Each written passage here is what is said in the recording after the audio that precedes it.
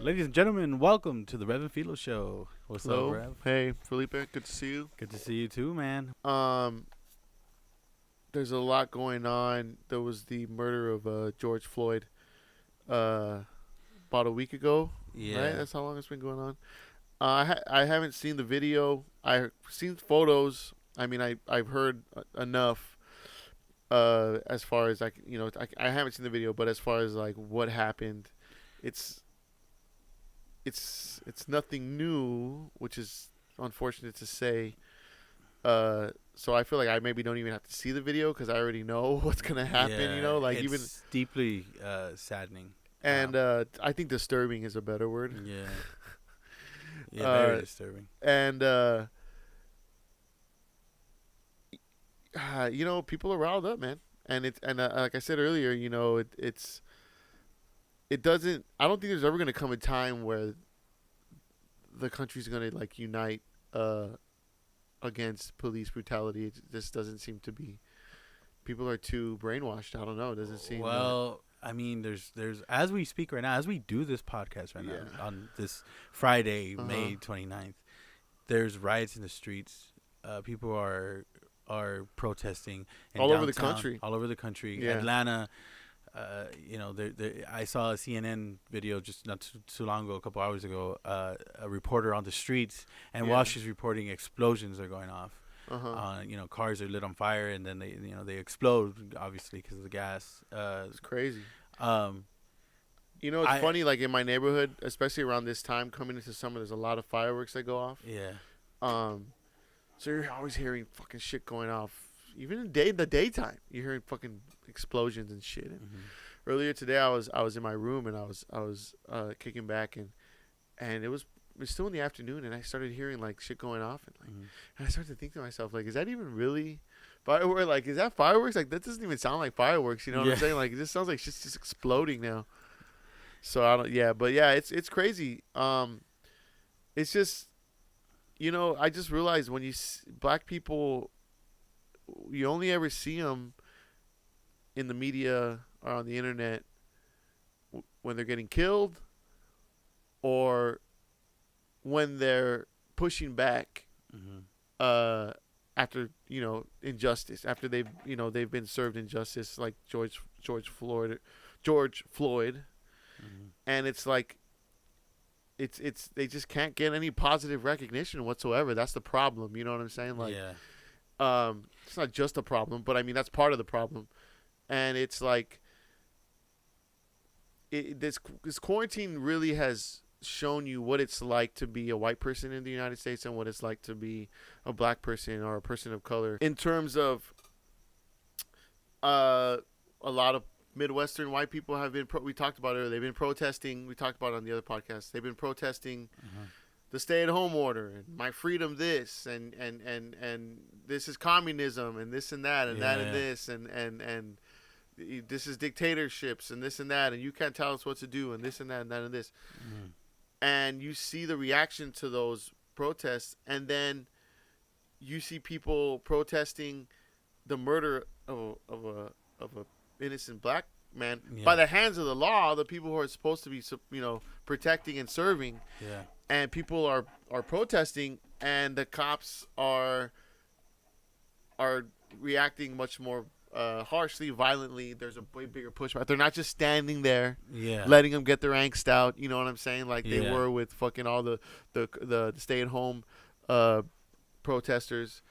And then the president's tweeting, "Oh, this is bullshit and they're thugs and this and that." And then you had the president tweeting, "Oh, well, these people, they're restless and they want to go back to their normal lives." And this, you know what I'm saying? Yeah. And like people, they and then the looting starts, or who knows? Like I said, you only ever see black people in the media. They're either getting killed or they're getting painted as like, or they're rioting, right? Yeah. And then there's people like, well, this doesn't justify the killing, and they shouldn't be looting, and that just makes them part of the problem. And it's like they don't realize, like, there's a movie It's a bit of an old movie. Came out in I think like 1990. It's called Do the Right Thing. You ever heard of it? Yeah. You ever seen it? I don't think I have never seen it. It's a great movie, Yeah. and the very topic is pretty much exactly what happens, what's happening now, and it's about a specific neighborhood. I think it's Brooklyn. It's in New York, and and what's funny is there's no white. The only white people in it are the cops. Yeah. There's only like I think there's black people, and then there's Italians. That's not true. There's some Italians. There's Asians represented, mostly black people, also like Puerto Ricans and people, Hispanic people, but also Italians. Eclectic neighborhood, and so pretty much there's racial tension in this neighborhood, and a lot of a lot of stuff goes on. And the climax of the movie is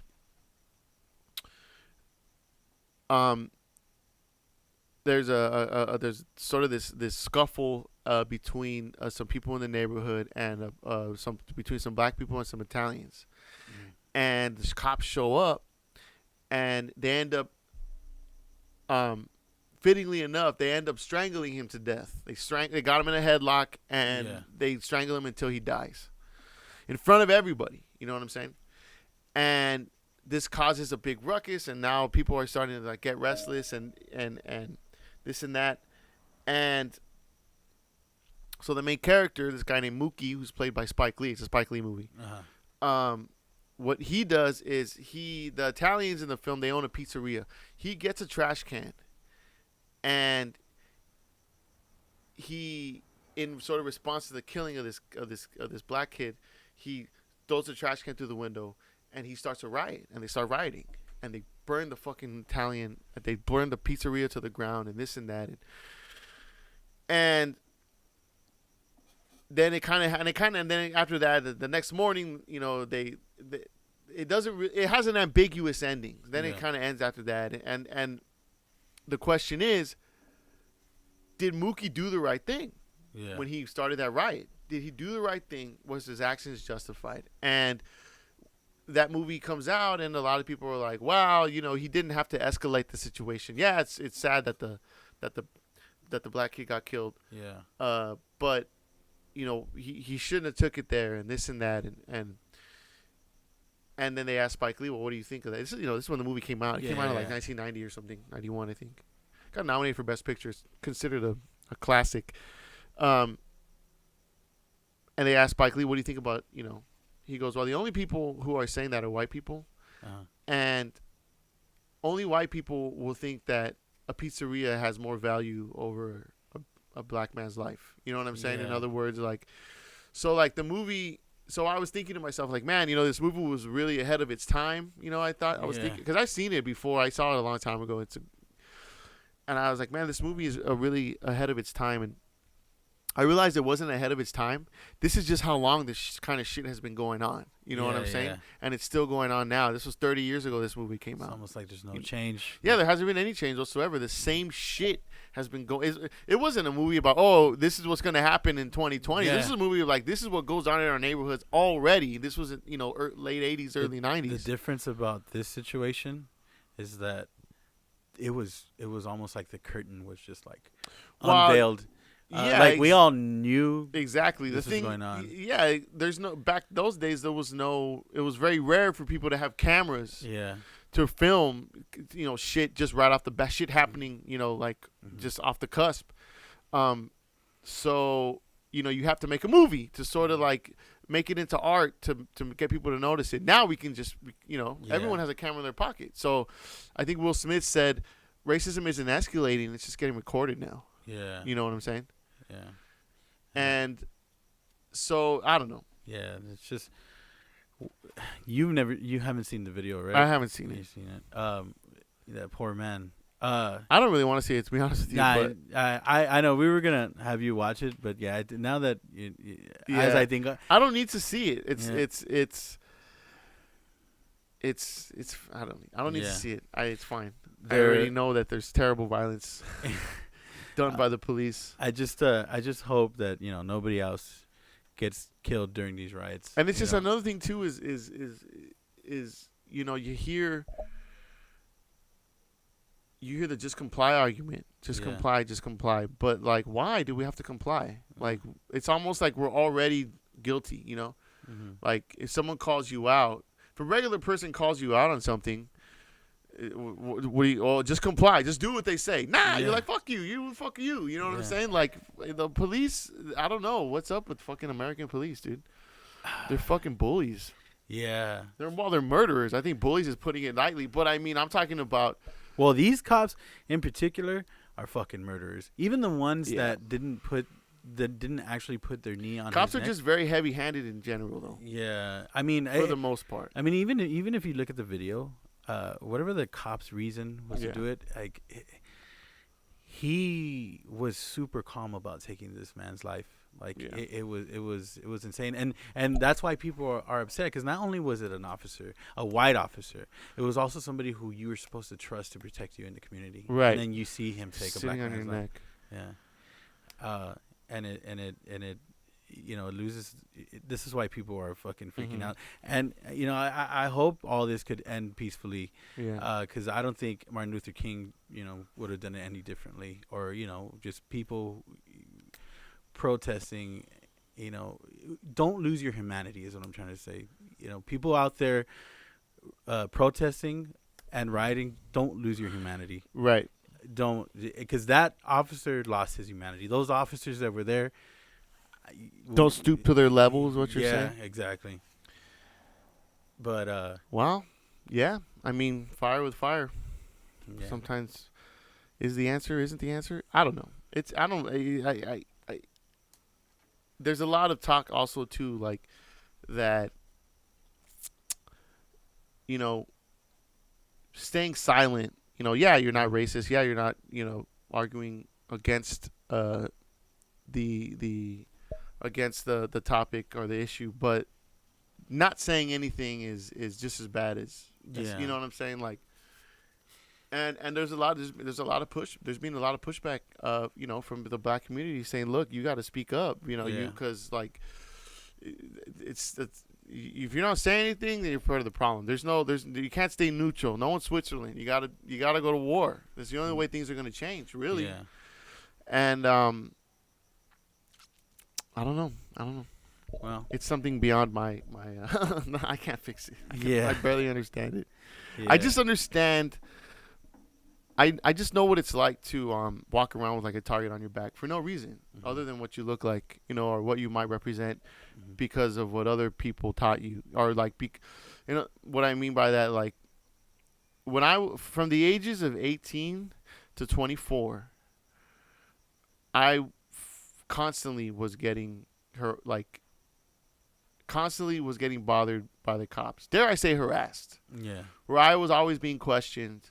I just look suspicious to them, you know, simply because I'm a person of color. I'm Hispanic. You know, I have darker skin complexion. You know, we kind of have bright lights. So I'm actually much darker. And the cops really would just manhandle you, and you would kind of have to let them, because if you didn't, then they're fucking sitting on your neck. You know what I'm saying? Yeah. And saying why you should have just fucking complied. Like, well, wait a minute, I didn't do anything though. Yeah. And now you started it. You know what I'm saying? Mm-hmm. You came up to me under the guise of, oh, well, I fit the profile, and now I'm dead.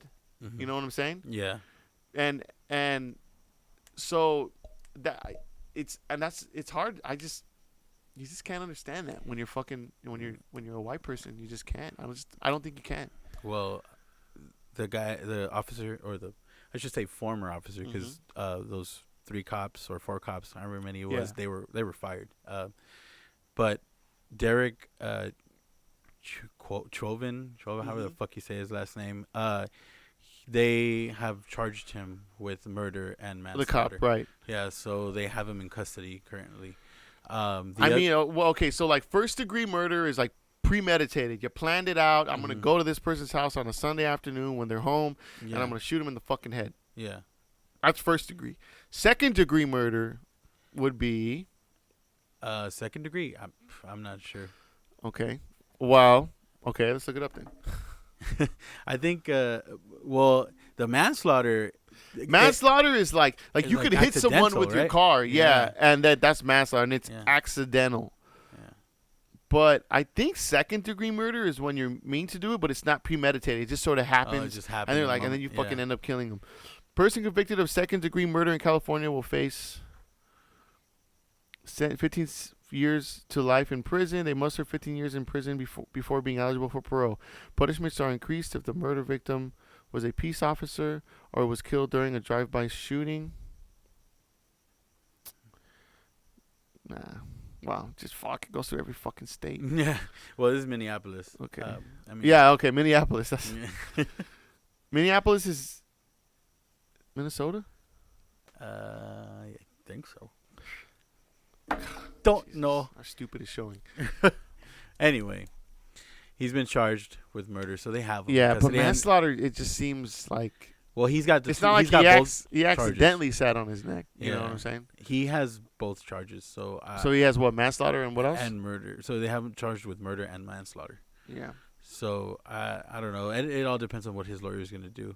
What do you do? I don't know. And then, and then these videos, like, they're always cut and, like, anything could be taken out of context, and there's always going to be an opposing argument, even though a black man is clearly getting killed in front of you. You know what I'm saying? There's more footage that was released, like security footage that it just they keep arguing that he wasn't complying, and there's just more and more evidence coming out from different camera angles that are showing that he was definitely not definitely complying with the officers, and he couldn't move. And in the audio of that video that if, you're probably never gonna watch, but if in the audio you can hear him say, "I can't breathe." Just and he's like, "Okay, we'll put you in the cop car." And he goes, "Okay, I'll go in the cop car." And he says, "Okay, well, get up." He's like, "I can't get up." Like they have him. Were they all on top of him? Yeah, they were on top of him, and he's saying he can't breathe. He's screaming, he can't breathe.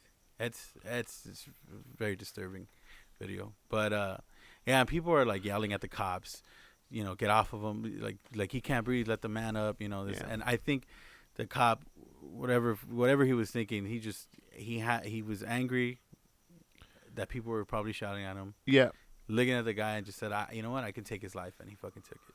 So you think he well, I don't know. So you think he made a conscious decision, like, I'm gonna kill this guy? Like, fuck it. What it looks like to me, it kind of like he was just like, fuck it. Like, or I don't know, but. So you don't think that, he was on the guy? I mean, fuck, you're on someone's neck, fool. If you're pulling you're hurting them, and it's only a matter of time before he's fucking screaming. I can't breathe. You can hear it in his voice, like he's out of breath, like he can't, like. The thing about it is that cops, like you see a guy. You see 3 cops holding a guy down, and then another cop gets on his knees and puts his knee into this guy's neck, and this guy's fucking clearly dying. Yeah. If me or you go up to him and say, "Hey man, you're fucking killing that guy, get out," he's not gonna listen to cops. Don't listen to us. The cops, "Oh, you're right, my bad." Yeah. You know what I'm saying? Well, they say, "Fuck you, mind your own fucking business. I'm the cop. I'm in charge." They say because it was another younger black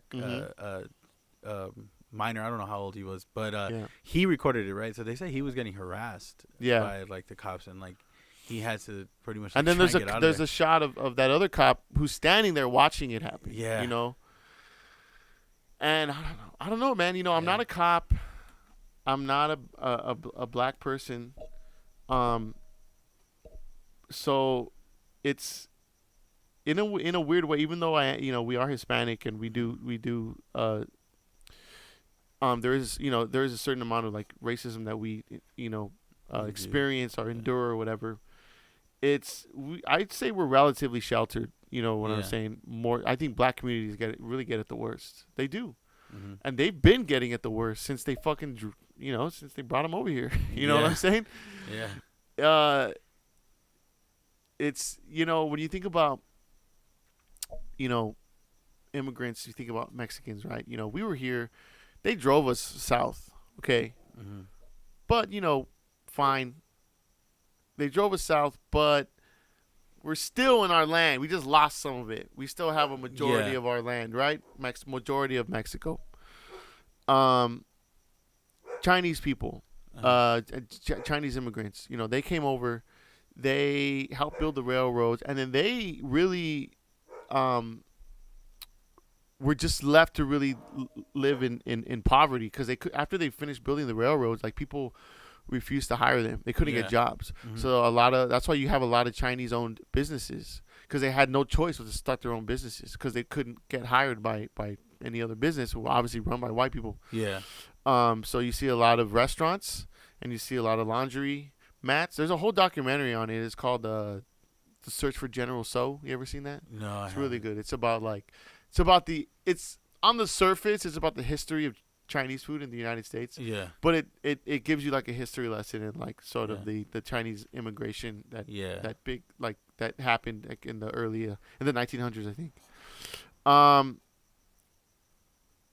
Again though, they came here and they were forced to live in poverty, but they came. No one dragged them. Black people were dragged over here. Yeah. And they were dragged over here. They were forced to live in slavery. They were considered property. Yeah. They got their culture and their history just stomped out completely. Just completely severed from their native country, right? Africa, right? That's why, well, I don't know, but so, think about that. Yeah. That a black person was considered property, like fucking, my phone or if I step on my phone, I'll be mad. I get another phone. Yeah. Or whatever. So that's how deep, that runs. So for a guy to put his leg or put his knees into a guy's neck and just kill him in front of everybody and feel he's justified. Yeah. I mean, because he probably still thinks black people are lesser than our property, lesser than. Yeah, he didn't see another human being. Yeah, he doesn't see another human. He doesn't. He sees property. Yeah. I guess. You know what I'm saying? Then there's this like conspiracy kind of floating around. Well, I don't know how much of a conspiracy it really is, but the paramedics that showed up, a lot of people are saying that those weren't paramedics. Yeah. And there is like another. So after they put him in the gurney, right? Right. Lifeless. He kind of looks like you could tell he's dead. The paramedics that put him on that gurney, they were wearing like bulletproof vests. They look like almost like our sheriff, our sheriff. Yeah. Here, like the tan. So then I think they even had like the gun belt and everything, and they're wearing the face masks. Yeah. But then you start thinking like, well, they didn't bring no paramedics to like maybe they could resuscitate or just check them out. They had already like off like it's almost like the cops were like, fuck, we killed him, and we're like, okay. Bring in paramedics, but put don't bring the paramedics. Bring the cops over here. We'll put them in there. We'll pronounce them dead at the hospital and say, it was an accident or whatever it was. Yeah, it's almost like it was they were trying to cover it up at that point. It's almost like in the Men in Black when they come and they they do the Neuralizer, like make everyone forget. Like, okay, we're all good. Yeah, dude, it makes I was lucky. If I could tell this story real quick, in my life, I was kind of lucky when it comes to because there's also a lot of talk about prejudice amongst minorities, and there's and you and me can both know that there is a certain amount in Mexican communities. Yeah, there is a large amount of racism towards black people. Why I don't know. But there is, and I don't, so speaking from my own personal family history, I know for a fact that my mom's dad, my grandfather, Camilo, his name was, he was raised he was actually born in California, but he was raised in Mexico. So he actually held dual citizenship his whole life. Nice. And he served in the Mexican military and also the American military. Damn. So apparently it's very rare to serve two countries. Yeah. So anyways, he was very, he was racist. Let's just, call it what it is, Yeah. I sometimes want to use the word prejudice, but it's not because it's racism. Yeah. So my aunt Rose, who passed away, actually we just celebrated her 3rd anniversary of her dying. She passed away. She didn't marry, but she was with a black man for many years. She had children with him, my 2 cousins. His name was Mark Pitts, right? So my aunt, my mom, and her sisters, my aunt, they grew up in Boyle Heights. This is like the 70s, late 60s, mid 60s, or whatever. Mm-hmm. Just all Mexicans. There's no black people around. But somehow, my aunt finds the one black man living in Boyle Heights. How, I don't know. She just did, right? Yeah. So she goes and gets with this guy, and they have a relationship. And my grandfather, like, he, didn't take it well, and he, it caused a big rift between them. So my aunt had kids with this guy, and she gave birth to my cousin Lisa, then my cousin Phyllis. And they're obviously mixed, but at first glance you wouldn't tell that they were Mexican. You would just think that they were black. Yeah. They're very Mexican. They're probably more Mexican than I am, to be honest with you. Like their Spanish is a whole way better. Yeah. And so the point of my story is, so I grew up with my cousins, right? Mm-hmm. And it never occurred to me to have sort of like ill feelings towards a black person. Yeah. Because they're black. You know what I'm saying? Because while black people are my family, I'm not going to be racist towards my family. That doesn't make any sense. You know what I'm saying? Yeah. So, and then my cousin told me once, my cousin Sarah, who's she's not black. So my cousin Sarah told me once, she goes, it's not just enough to not be racist. She goes, when you hear people speak ill of black people and be racist and use the N-word, she goes, you gotta speak up. She goes, because they're talking about you and they're talking about your family. They're not just, it's not just, it's deeper than that. Yeah. And I never really thought about it that way. I thought not being racist was enough. You know what I'm saying? These days it's not. You have to defend. So anyways, I'm deviating from my story. My point is, my aunt did something. Racism is taught. It's not something that is inherent in our DNA. Yeah. It's taught. Why, I don't know. Where it came from, I don't know. But it's just generational, and it's just been being passed down. It's been passed down for hundreds of years. And a lot of stuff gets passed down. They call it generational trauma. Mm-hmm. Things that your parents experienced or your grandparents experienced that caused them to have these certain outlooks and these certain ideologies that were passed down to you, and now you have them, and you don't even know why. You know what I'm saying? They're just there because we're conditioned. We're just inherently conditioned as human beings. Yeah. And my aunt, she did she broke the cycle.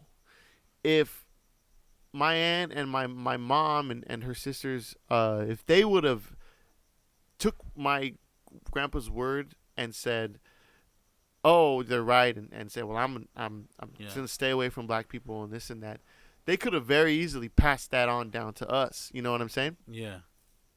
But my aunt, for lack of a better word, was fucking insane. She was crazy. She was I don't mean like mentally ill. Like she was just crazy. Like she had issues with drugs. She did crazy ass drugs. She was an alcoholic. She was just rebellious. You know what I'm saying? Yeah. And a lot of her behavior was rebellion. You know what I'm saying? My aunt, my grandmother, my mom. She's to this day she's a strict Catholic woman. Oh man, a couple weeks ago we were having Mother's Day in my mom's house. Yeah. And I got fucking wasted, and we were drinking mimosas, right? Yeah. I'm making like my 5th mimosa. I'm right there with my orange juice and my thing, and my grandma's just glaring the shit out of me, bro. She was just looking at me like, this fucking piece of shit. But what are you gonna Mexican grandma? Yeah, you know what I'm saying. So, and I'm like, fucking like. I feel I feel like, oh fuck, I'm fucking up right now. But then I look at you look that way? I look at my cousins and they're like, fuck it. I'm like, all right, fuck it. Like, she can't get mad at all of us. We're strong in numbers. and so, in a lot. So, anyways, back to my aunt. So, she I might dare even say that she got with Mark Pitts, maybe even as an act of rebellion. You know what I'm saying? Mm-hmm. Maybe not though. I mean, my mom says that they were genuinely in love and this and that, but I don't think my aunt got with a black man because she's like, I'm breaking the cycle and I'm ending this for my children and my children's children and my children's children. I think she just saw a man and she loved him, and she got with him. But that one act sort of it had a butterfly effect, and she broke the cycle. And now the thought of being racist towards anyone doesn't really make sense because I have an interracial family. So it doesn't make sense to draw those lines. It seems hypocritical. You know what I'm saying? So my point being is we have to change. We have to fix our outlook on things, and it's hard to do. How do you? It's okay. It's one thing to change my outlook, or it's one thing for you to change your outlook. But how do you change a whole country's outlook? How do you change a whole community's outlook on a whole other community? You know what I'm saying? I get what you mean though, because like even with Ethan, it's a daunting task. Yeah. Like when he went when he started here at this elementary, we live in San Gabriel Valley, so it is predominantly Asian, and my parents, Mexicans, if it's Chino or Negro for sure. This, Mexican. I don't want to say it, but I'm gonna say it. When it comes to race, Mexicans are low key the worst, dude. Yeah. they don't like it. They barely like other Mexicans. Yeah, it just doesn't get as violent. At least. It's more from like a judgmental. Yeah, exactly. They're not trying to kill. Yeah. Asians. They ain't trying to do what the whiteys do. Yeah, whiteys like death to them. Death to everyone. But Ethan started at school, and he never once thought like my friends like Asian friends, or even like Tom Selleck and Zhao coming over here. He never saw or thought like those are your Asian friends, and my mom was like trying to explain to him like do you have a lot of like Chino friends and that. And I go explain to him, or or like telling him, like asking him like those are like those are Chinos, and then what does that mean though? I don't know. That's why I told him, and I remember explaining to my parents like because they were both, I don't know if they were trying to be funny, but anyway, I told them, I mean yes, they're Asian or whatever, but you don't have to skew his vision of like what his friends are like. His friends are his friends. He's too young to even think like why he doesn't need to think about. I have an Asian friend. I have a Mexican friend. But it's like you're right. Like they grew up with that, so they didn't understand what I was trying to tell them. Yeah. And they're just like, whoa. Even like your dad comes in here, and and maybe I'm guilty of sort of being complacent, but your dad, we'll start chit chatting, and then like an Asian person will walk by and he'll kind of get that like sneer, he'll kind of be like, he's like, you gotta watch out for those Chinos, man. This and that. I'm like, why? Yeah. But then I feel, but like I know where that comes from. I know, that's so I'm kind of not that I know where it comes from, but I mean I know that like that's how kind of that's just one generation. Your dad isn't even that old. No, and that's why I'm saying like and I kind of just like kind of nod along, and maybe I shouldn't do that. But what am I gonna do? Start a fucking argument with him? Like Well, that's what I'm saying. Like I have started arguments, but they don't understand. Like they think I don't know what they I think they think I'm just complaining. Or I don't know if they think I'm just fucking. Sounds like they're complaining. Yeah, yeah. But like I just tell them like, man, like don't tell Ethan shit like that. Like you're right. Yeah, and it's I don't know. It's such a weird. I don't know what it is. But it's just to it's like going back to your point where you do have to like it's taught, and then you do have to speak up even if it's your fucking parents or somebody close. You gotta sort of be the change to see in the world. Yeah. Well, we are on our hour. I just want to say to our loyal audience, if you've made it this far, I know you said they average about 12 minutes. 13 minutes. 13 minutes. So maybe you'll never hear this message. Well, with the clips. But it's very upsetting what's going on, and you get online and you turn on the TV and you see buildings on fire and you see, police killing innocent men and gassing people who are trying to make a change for the better, not just for themselves, but for their communities and the future communities and the generations of. And you see families getting torn apart because one person thinks this and the other person thinks that, and no one's willing to compromise. And it's overwhelming, and it can make you very angry. And we're already living in a time where we have to lock ourselves inside. So I just want to say, the only way, eventually, things are gonna die down. Mm-hmm. This is, like I said, look at Do the Right Thing. That movie, I sat there and said, man, what a movie ahead of its time. No, it wasn't ahead of its time. It was speaking on its time, but it's still relevant today, 30 years later, because the same shit is still going on. Yeah. And nothing's changed. So I guess what I'm saying is, when this is over and the front lines have died down and people are getting back to their normal lives and trying to, get back to their everyday lives, I think it's important to be kind to one another. Erase the idea that someone who has a different skin color than you is different than you or deserves to be treated different, or you have these preconceived notions about them, because you do, I do, we all do, because it's just, I don't know, it was embedded in us, and that's okay, because you have the ability to change that.